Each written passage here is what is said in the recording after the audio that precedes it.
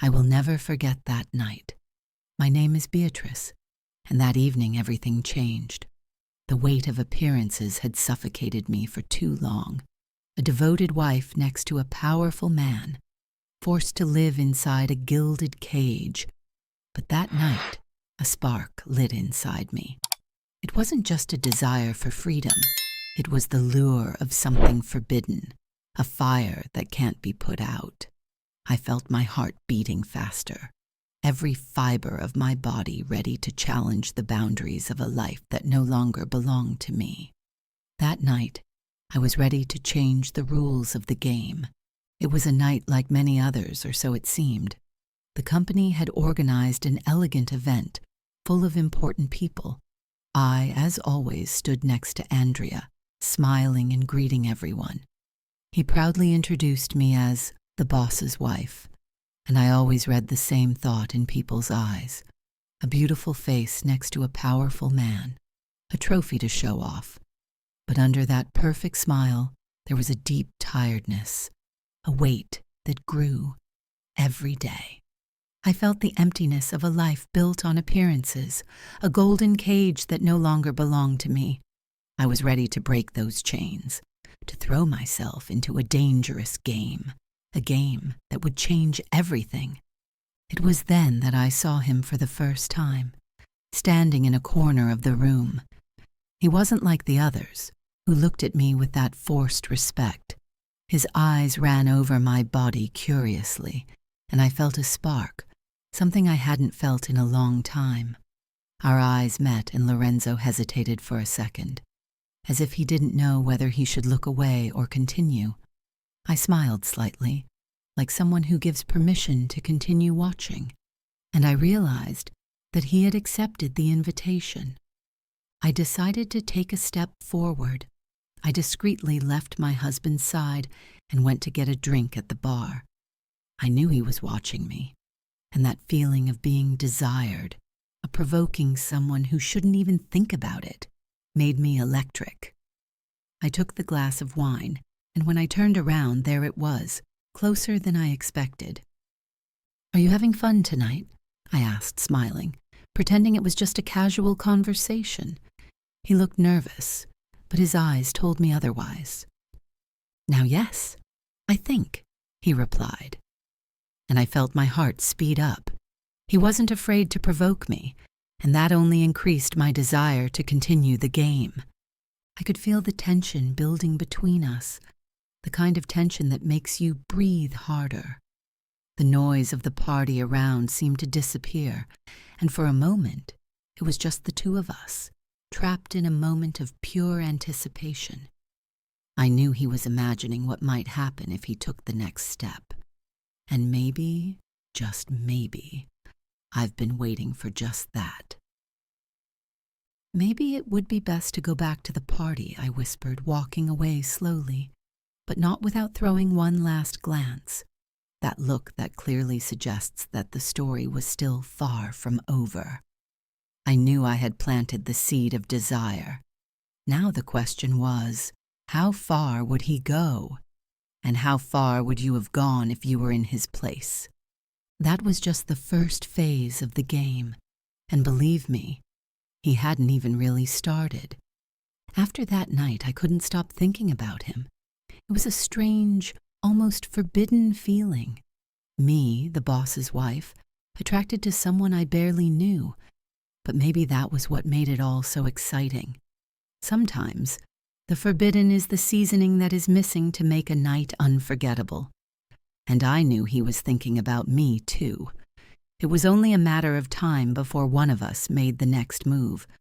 If you had been in Beatrice's place, would you have had the courage to defy the rules and follow the call of the forbidden? Write your opinion in the comments. Days later, I seized the perfect opportunity. My husband was in an important meeting, and he was alone in the file room sorting through some documents. I closed the door behind me without making a sound and entered slowly. He saw me and became tense, but said nothing. I smiled, slowly approaching. I could feel the air getting thicker, filled with that tension that only exists when they both know what's really happening, but no one says it out loud. "You seem distracted," I said, running my finger over one of the shelves, as if I had no ulterior motive. But we both knew that wasn't really the case. I could see the internal struggle in his eyes between desire and guilt, and I loved every second of it. I moved even closer, so close that I could feel the heat of his body. "Let me help you," I whispered, gently placing my hand on his. The heat of the contact seemed to set the air between us on fire. He took a deep, almost shaky breath, and I could feel his body reacting, an involuntary response that he was trying to suppress. I lightly touched his neck with my fingers, in a gesture that was meant to seem casual but contained all my intent. Every movement, every pause, was an unspoken language, full of promise. He knew it.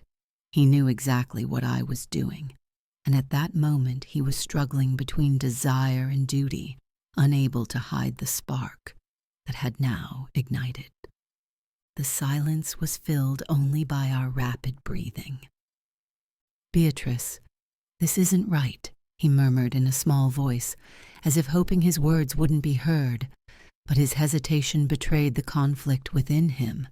His eyes, which avoided mine, told a different story, a battle between desire and morality.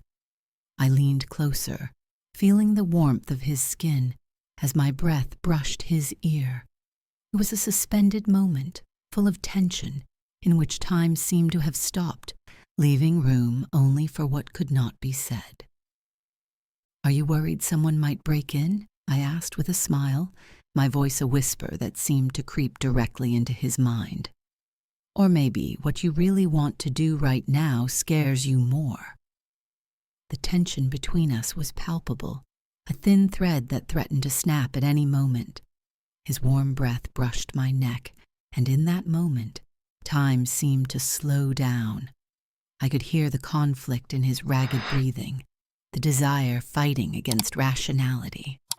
It was like watching a dam about to give way, and for a brief, thrilling moment, I was sure he would let go of all resistance. He closed his eyes, clenching his jaw, as a shiver ran through his body. It was as if he were fighting with all his strength against an overwhelming wave, a desire that he could no longer repress. Every fiber of his being seemed tense, almost on the verge of snapping. I pulled away just a little, a slow, calculated movement, leaving behind me the ghost of a touch, an echo that I knew would continue to haunt him. Even far away, my presence would have remained imprinted, like a spark ready to rekindle. "I think it would be best to get back to work," I said in a calm tone, trying to hide the swirl of emotions I felt inside. Every word was calibrated, every movement studied, as if nothing had happened. But as I turned, I couldn't help but glance over my shoulder.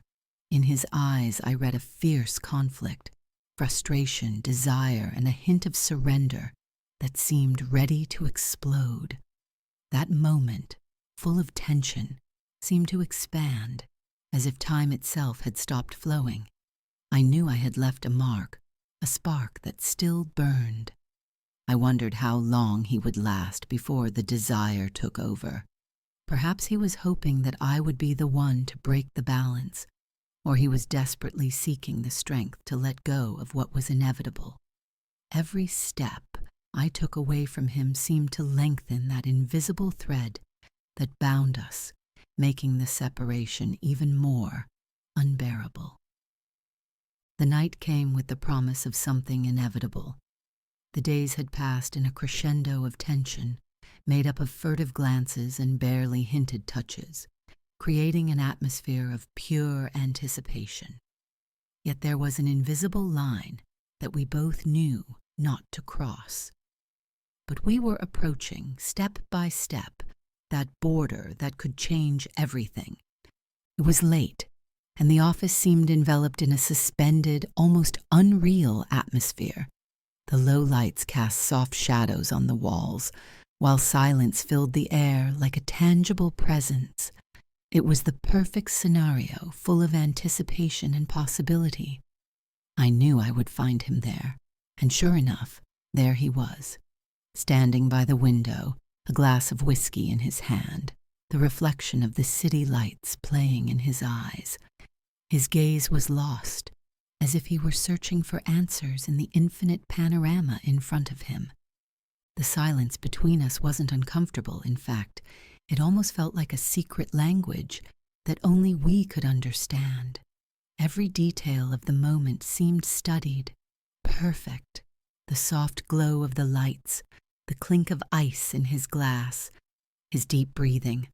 There was something magnetic, inevitable, that enveloped us like a thin but impenetrable veil of mystery.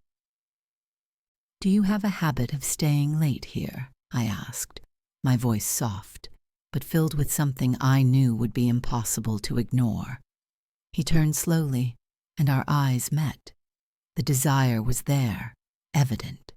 He didn't say anything, but the internal struggle was written on his face. I waited for him to speak, to break the silence. But he didn't. Instead, he took a step towards me, slowly, almost hesitantly, as if he were deciding to surrender to what he could no longer avoid. "Beatrice, I don't know if we should do this," he began, but I interrupted him with a light touch on his chest. It was enough to silence him. "Sometimes, what we want most is the very thing we shouldn't want," I murmured, as my fingers delicately brushed the line of his neck, tracing a trail of heat that seemed to set every inch of his skin on fire. They slid slowly towards his chest, barely pausing to feel his heartbeat, which sped up under my touch. The tension between us was almost palpable, a wave that grew out of control, bringing with it emotions that could no longer be ignored. He was close, so close that every breath felt like a shared whisper, and the heat of his skin through the fabric was almost overwhelming, a presence that drew me in even more, as if our meeting were written in destiny. The temptation was almost unbearable, a magnetic force that enveloped us, pulling us inevitably towards each other. His eyes, intense and deep, were anchored to mine, seeking not only permission, but also a courage that seemed to elude him. I got even closer, my body barely touching the fabric of his shirt, and I heard his breathing quicken, an unmistakable sign of the internal struggle he was experiencing. His hand hesitated in midair, trembling, torn between desire and fear of what was about to happen. With gentle firmness, I took her and guided her to my side, a gesture that broke any remaining hesitation. His hot breath against my cheek was like a breath fueling an already out-of-control fire, an unspoken promise that we both knew where he would take us. "What are you doing?" I whispered, my voice low, teasing. He didn't answer, but the desire in his eyes spoke for him. He was at his limit, and I knew it. Every second that passed seemed like an eternity, until finally it gave way. His lips found mine with an urgency I hadn't expected, but somehow felt inevitable. It was as if all the tension accumulated between us had exploded in that kiss, breaking down every barrier that had kept us apart. Our bodies moved in unison, as if dancing to a secret melody that only we could hear. Every touch was an explosion of emotion, every breath a secret whispered in the darkness. It was a journey into unknown, dangerous, yet incredibly intoxicating territory, where every boundary seemed to dissolve. I felt the beat of his heart against mine, a rhythm that marked our surrender, a call that we could no longer ignore. But as with everything intense and irresistible, reality began to creep in, slowly but surely. Like an icy breeze breaking the spell, I walked away slowly, every movement a painful act of will, leaving behind us a tension suspended in the air, made up of glances full of words never spoken, too powerful to be said. He was panting, almost lost, his breath breaking in the silence like waves on a rough shore. His eyes, still filled with desire and confusion, stared into mine, begging for an answer that even he couldn't formulate. "Now what do we do?" he asked, his voice low and uncertain, a whisper that seemed to come from a place of pure vulnerability. I smiled, an enigmatic smile, full of hidden intentions, and took a step back, leaving a space between us that seemed full of unexplored possibilities. "Now you'll have to decide," I said, my voice a mix of challenge and promise, filled with an intensity that seeped into every word. Because what happened here might just be the beginning. I left him there, motionless, his breathing still irregular, and his heart beating like a crazy drum. In his eyes there was a whirlwind of emotions, a mixture of desire and fear that kept him rooted to the spot, unable to react. As I walked out of the room, my footsteps echoed in his mind, leaving him with a myriad of unanswered questions. Every fiber of my being knew the game wasn't over. Indeed, it was only the beginning. Each next move would have the power to change us both forever. I wondered, would he find the courage to take matters into his own hands, or would he let me push past that boundary we had just crossed? The game of glances, the stolen touches, everything seemed to point to a single truth. We were traveling down a road of no return. The real question, however, was another. How far would he be willing to go to keep our secret? The answer, I was sure, would come soon, in ways that none of us could foresee. But that's another story I can't tell. If you would like to see other videos from this series, write, "I'm waiting for the next one," in the comments. If you found the video interesting, put a like and subscribe to the channel so you don't miss the next releases. Thank you so much.